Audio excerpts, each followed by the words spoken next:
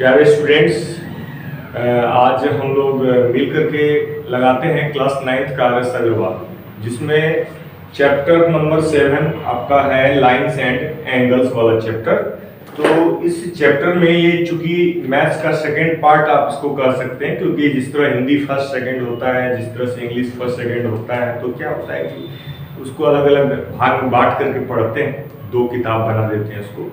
तो मान लीजिए कि मैथ्स में भी आपका 2 बुक है। एक है मैथ्स फर्स्ट, जिसमें आपको अलजेब्रा से लेकर के रियल नंबर से लेकर के जितने भी प्रॉफिट लॉस डिस्काउंट वाले वगैरह वगैरह चैप्टर जो अर्थमेटिक्स हैं ये सब हैं सो आते हैं। और सेकंड मैथ्स में आपके geometry, trigonometry, statistics, bar graph, pie chart, ये सब आ जाते हैं। तो प्यारे स्टूडेंट्स, तो आज हम सेकंड मैथ्स की ओर अग्रसर होते हुए आज हम आपके सामने लगाने जा रहे हैं R S Agarwal chapter 7। R S Agarwal का चैप्टर 7 है आपका लाइंस एंड एंगल्स, जिसको आप समझ सकते हो कि लाइंस और एंगल्स मतलब ये ज्योमेट्री का बेसिक लेसन है। तो आप लोग चैप्टर 7 को ध्यान से पढ़ेंगे वीडियो के खत्म होने तक, तो मैं आपके साथ कुछ कर पाऊंगा, आपको कुछ समझा पाऊंगा। लाइंस एंड एंगल्स, कुछ लोग वीडियोस स्किप करके भाग जाएंगे, तो आप सर्च ही करने में आपका जिंदगी बीत जाएगा। आप कोई भी वीडियोस को जानते हैं, अच्छा टीचर को जानते हैं और वो उससे आप क्लास लेते हैं, या कोई भी अननोन पर्सन से भी अगर आपको क्लास अच्छा लगता है तो एक टीचर के पास रहिए, उसके बोलने के तरीके इत्यादि आपको समझ में आएंगे। फिर टीचर की बात अगर समझ में आएगी तो कोर्स समझ में आएगा, सीधी सी बात है। तो आज हम लोग चैप्टर 7 लाइंस एंड एंगल्स में क्वेश्चन नंबर हमारा फर्स्ट क्या है। सबसे पहला क्वेश्चन आपके सामने है कि डिफाइन द फॉलोइंग टर्म्स। पहला डिफिनेशन आपको देना है एंगल का। प्यारे साथियों, एंगल्स आपको बचपन से ही बताया गया है, जिसमें एंगल किसे कहते हैं। तो आपको बताया गया कि जब 2 रे, आप 2 रे ले लीजिए, एक OA और एक OB, 2 रे जब आपस में एक कॉमन पॉइंट O पर, जिस तरह से हम दिखा रहे हैं यहाँ मिल रहा है, रे OA और रे OB, जब 2 रे आपस में एक कॉमन पॉइंट O पर मिले तो समझ लीजिए कि वहां पर एक इंक्लिनेशन यानी झुकाव पैदा होता है, और झुकाव को ही एंगल कहते हैं। तो आप एक वर्ड में जान लीजिए कि इंक्लिनेशन इज कॉल्ड। अब ये इंक्लिनेशन का मतलब है झुकाव, बेंट, मुड़ाव। जब 2 रे मिलेगा तभी बेंट पैदा होगा, तभी झुकाव पैदा होगा। 2 खंभे जब होंगे, 2 खंभे में मतलब एक खंभा होगा जमीन पर और वो झुकेगा, जमीन पर खड़ा खंभा जो है 90 डिग्री एंगल है। अब वही अगर थोड़ा सा झुक जाएगा तो 90 से कम एंगल बनाएगा कि नहीं बनाएगा। और डिपेंड करता है कि आप 0 डिग्री अगर आप इधर से ले रहे हो तो आपका एंगल इसे मतलब क्लॉकवाइज घूमेगा। अगर आप 0 इस साइड लोगे, सपोज दैट इस लाइन को इससे आगे बढ़ा दोगे, आप 0 को डिग्री को इधर लोगे तो आपका एंगल एंटी मतलब क्लॉकवाइज बढ़ेगा और इधर से एंटी क्लॉकवाइज हो। डिपेंड करता है, आप देखते होंगे प्रोटेक्टर होता है, एंगल को नापने के लिए जो इंस्ट्रूमेंट होता है प्यारे साथियों, उसको आप प्रोटेक्टर कहते हैं। प्रोटेक्टर माने इस तरह का इंस्ट्रूमेंट होता है जिसमें आपको 0 डिग्री से लेकर के, यहाँ मान लीजिए 0 डिग्री से लेकर के 180 तक दिखाया जाता है। फिर एक दूसरा इसी में स्केल होता है जो 0 डिग्री इधर से लेकर के 180 डिग्री इधर आ जाता है। तो आप सपोज दैट एंगल इधर से लेंगे तो आप इधर से इधर की तरफ बढ़िएगा, और अगर आप 0 डिग्री इधर लेंगे तो इधर से इधर की तरफ बढ़िएगा। दोनों को मिक्स नहीं करिएगा, नहीं तो आपको कंफ्यूजन क्रिएट हो जाएगा, फिर सवाल बनेगा नहीं, आंसर नहीं आएगा, नहीं मैच होगा, मार्क्स नहीं आएंगे एग्जाम में। तो इन चीजों को बताना यहाँ जरूरी था। एंगल को डिफाइन करिए। When 2 rays meet at a single common point, then there is an inclination between those 2 rays and that inclination is called the angle. So angle के बारे में डिफिनीशन आपको देना था, तो मैंने थोड़ा समझा दिया, तो आपके लिए अच्छा ही है, क्योंकि समझने डिफिनीशन तब आप देते हैं जब आप समझ जाते हैं, तब आप अपने वर्ड में डिफाइन करते हो और उसका एक मतलब होता है, क्योंकि उसका यूज आपको कंसेप्ट क्लियर करने में आपको मदद मिलती है, सवाल बनाने में आपको मदद मिलती है। देखिए, चीजों को आप समझने के लिए जब करते हैं तभी तो आप सवाल को अच्छे से बना पाते हैं, तभी तो आप एक इंटेलिजेंट स्टूडेंट्स होते हो। तो इंटेलिजेंट बनने के लिए आपको सिर्फ जो है क्वेश्चन आंसर ही नहीं करके फॉर्मेलिटी नहीं करना, बल्कि उसको कंसेप्ट को पूरा क्लियर करना है। इसलिए मैंने एंगल को समझाया। दूसरा है इंटीरियर ऑफ एन एंगल। अब जब एंगल है तो उसका इंटीरियर और एक्सटीरियर होता है प्यारे साथियों। तो दूसरा परिभाषा आपको पूछा गया है कि इंटीरियर ऑफ एन एंगल, किसी भी एंगल का इंटीरियर का क्या मतलब होता है, भीतरी भाग और बाहरी भाग। तो भीतरी भाग से मतलब है आपका कि जब कोई एंगल है तो एक ट्रायंगल में आप देखें, नहीं तो आप सिंपली एक एंगल को बना लें। जैसे सपोज दैट ये P है, ये O है, ये Q है, तो आप यहाँ भी देखिए रे OP और OQ आपस में एक कॉमन पॉइंट O पे मिल रहा है। तो आपको यहाँ ये भी बताना भूल गया था मैं, ये आपका वर्टेक्स कहलाता है। वर्टेक्स होता है कॉमन पॉइंट। और कोई भी एंगल में अगर आपको कोई पूछे कि इसमें क्या क्या होता है तो आप बता देना कि कॉमन पॉइंट को वर्टेक्स कहते हैं और बाकी के दो साइड को उसका आर्म्स कहते हैं, आर्म्स ऑफ द एंगल। ये एक आर्म हो गया, दूसरा आर्म यहाँ होता है। तो दो आर्म होते हैं और एक वर्टेक्स होता है एंगल के कुल मिलाकर के। एक इंक्लिनेशन होता है जिसको 0 डिग्री से लेकर के 360 डिग्री तक कंप्लीट एंगल होता है। फिर 360 डिग्री के बाद फिर 0 डिग्री स्टार्ट हो जाता है। इस तरह से गोल गोल पूरा 360 डिग्री एंगल बनता है। जैसे अब यही मान लो यहाँ से एंगल बनना शुरू हुआ तो ये हुआ 0 डिग्री, यहाँ ऐसे ऐसे ऐसे यहाँ पर मान लो एक और लाइन खींच दो, समझ में आएगा। यहाँ से यहाँ तक 180, फिर यहाँ से यहाँ तक 180 आपका हो गया 360। तो टोटल एंगल होता है 360। तो इंटीरियर ऑफ एन एंगल का मतलब हुआ कि the part which is in the inside of the angle. Inside of the angle का मतलब है जैसे एंगल POQ के लिए इनसाइड ये हो गया, यहाँ पर जितने भी पॉइंट्स हैं सब इंटीरियर पॉइंट्स हैं। अब इसके अब आपको मैं साथ में एक्सटीरियर पॉइंट भी समझा देता हूँ। एक्सटीरियर पॉइंट वो होते हैं जो इस एंगल के बाहर होते हैं। जैसे मान लीजिए ये पॉइंट यहाँ है तो ये इसके बाहरी पॉइंट्स या एक्सटीरियर पॉइंट्स कहलाएंगे। एक्सटीरियर पॉइंट्स कहलाएंगे, एक्सटीरियर पॉइंट्स कहलाएंगे। और जो अंदर होंगे उसको आप कहेंगे इंटीरियर पॉइंट्स कहेंगे कि नहीं कहेंगे, उसका तो वह नाम देंगे ही देंगे आप, इंटीरियर पॉइंट्स। और एक तरह का और पॉइंट्स हो सकता है जो इस एंगल पर कहीं भी हो। जैसे मान लीजिए एंगल के साइड पे हो, एंगल का जो हिस्सा है वो है उसका साइड या आर्म।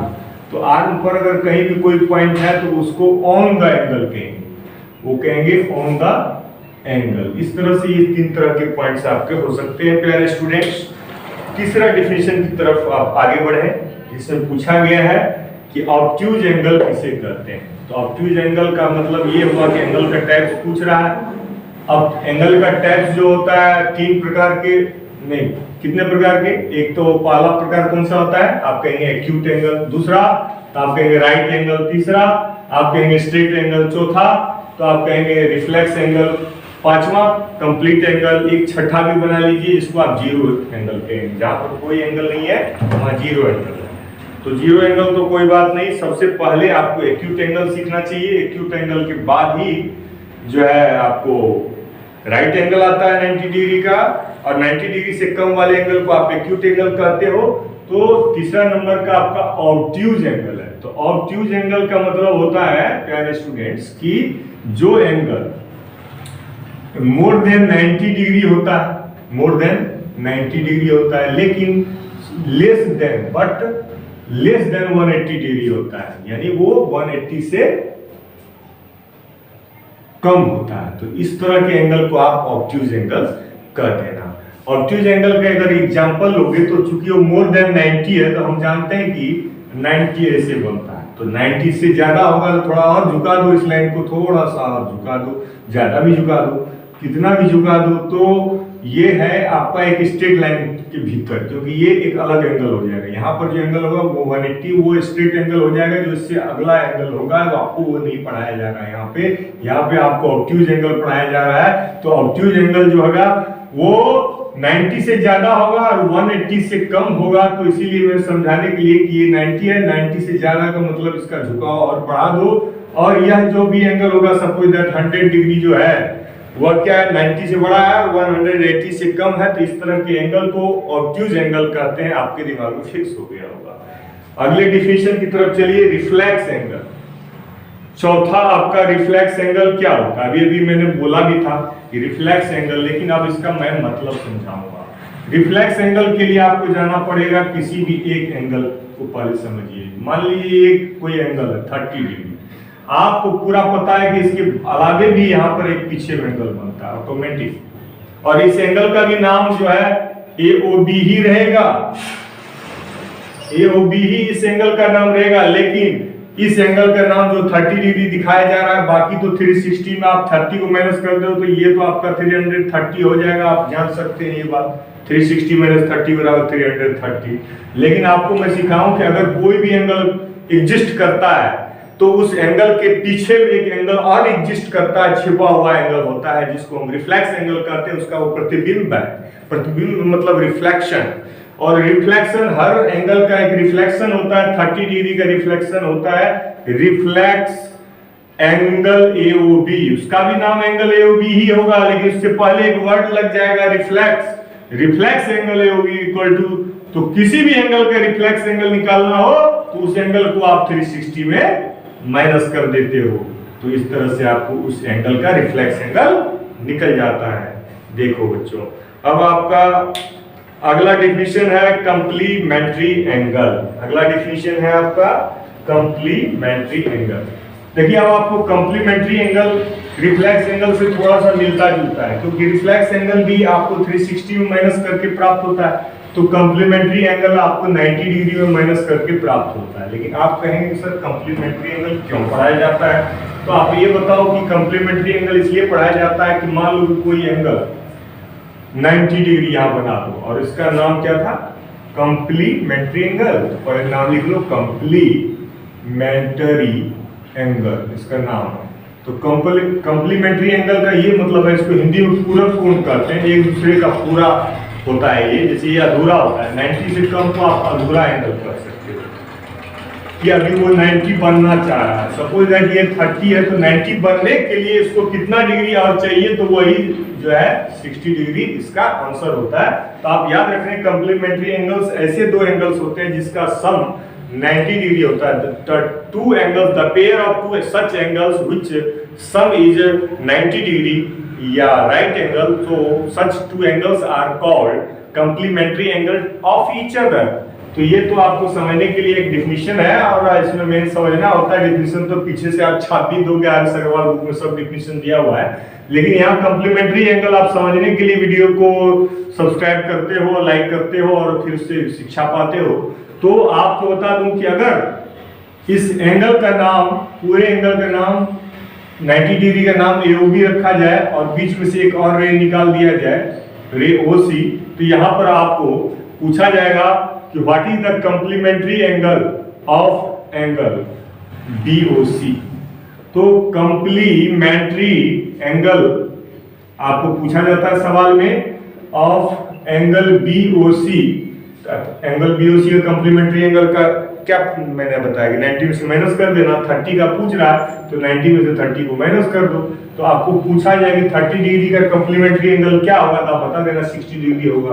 क्यों होगा? तो जिन दो एंगल का सम 90 होता है उसे ही एक दूसरे का कंप्लीमेंट्री एंगल कहते हैं। तो अब एक और है आपका लास्ट में छठा नंबर, सप्लीमेंट्री एंगल।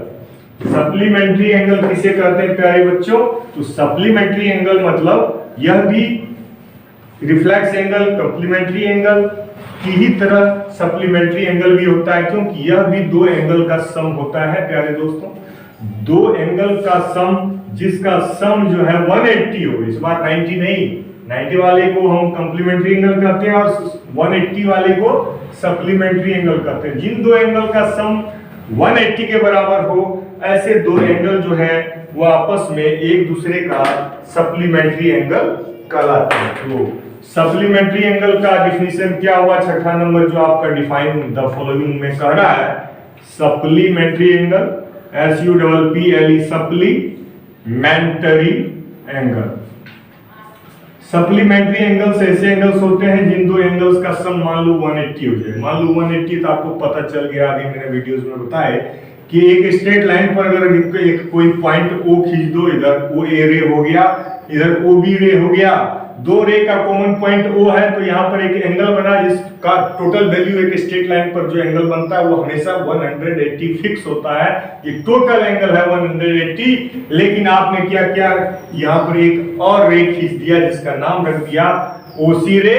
तो आपको हम बता सकते हैं कि एंगल BOC का अगर कोई आपको मान लीजिए एंगल BOC 30 है, तो पूछेगा 30 का सप्लीमेंट्री क्या होगा, तो वो हो जाएगा 180 में माइनस 30 यानी 60 डिग्री। प्यारे बच्चों, ये है आपका सप्लीमेंट्री एंगल का पूरा डिफिनीशन, माने कि तरीका कि कैसे सप्लीमेंट्री एंगल निकाला जाए। तो हम लोग कम से कम एक चीज को पकड़े एक दिन में और उसको सीख लें, और फिर इस तरह से हम लोग अगले क्लास में हम फिर इससे अगले क्वेश्चन को बताया जाएगा आपको। क्वेश्चन वाइज ही पढ़िए और एक एक क्वेश्चन को हम अच्छे से डिटेल में बताते हैं। और आप लोग विक्रम झा यूट्यूब चैनल को सब्सक्राइब करना ना भूलें, क्योंकि यहाँ पर maths, yoga, English all subject up to class 10th लगाया जाता है। तो आप लोग स्वस्थ रहें, खुश रहें और अपने कामों में व्यस्त रहें। Thank you very much for being here with Vikram Jha YouTube channel. Take care, bye.